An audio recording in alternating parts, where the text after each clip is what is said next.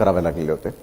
त्याचबरोबर शंकररावजी चव्हाण यांनी ज्या प्रकारचं एक मोठं धरण बांधलं तरी देखील अजूनही मराठवाड्यातल्या अनेक ठिकाणी पाणी प्रश्न हा गंभीर आहे। याचं उत्तर शोधायला आणखी किती काळ आम्हाला सगळ्यांना वाट पाहावी लागेल, आपल्याला सगळ्यांना प्रयत्न करावे लागतील?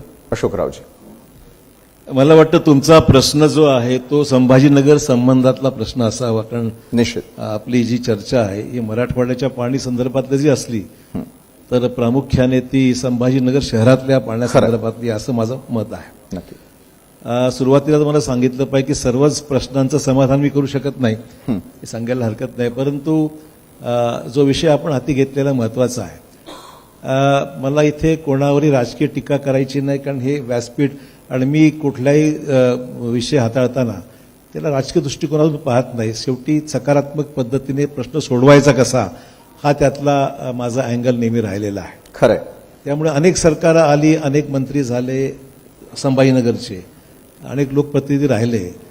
मला सांगा, हा काही रॉकेट सायन्स आहे काय? फार मोठं मला काही समजत नाही। म्हणजे संभाजीनगर शहरातला पाणी, आता जायकवाडीसारखं धरण त्यावेळेस बांधलं गेलं नसतं तर पाणीच मिळालं नसतं, हे सत्य। त्यावेळेसच्या लोकांना माहिती आहे, याही जिल्ह्यातल्या लोकांना त्यावेळेस, कारण मी हे फार जवळून सर्व पाहिलेलं आहे।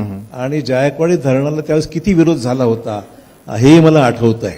आणि जायकवाडी धरण झाल्यामुळे त्यावेळेस करत असताना शंकरराव चव्हाणांना खूप कटू अनुभव आले, दगडफेक झाली, विरोध झाला, विशेष वरच्या भागातल्या नगर जिल्ह्यातल्या लोकांनी खूप विरोध केला होता। हा सगळा इतिहास मी फार जवळून अजूनही मला आठवतोय।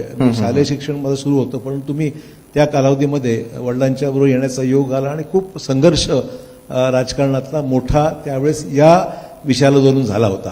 पण त्यांनी ते जिद्दीने त्यावेळेस विरोध असताना सुद्धा जायकवाडी धरणाची पूर्त त्यांच्याकडे हा जलसंपदा विभाग, त्यावेळेस इरिगेशन म्हणायचो आपण, पाटबंधारे विभाग, हा त्यावेळेस जवळपास 10-12 वर्ष त्यांच्याकडे सातत्याने होता।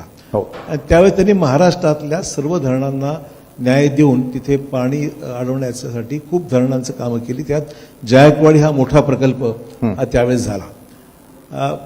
जायकवाडीमुळे आज आपल्या 4ही जिल्ह्यांना पाणी मिळतं किंवा मिळायला पाहिजे।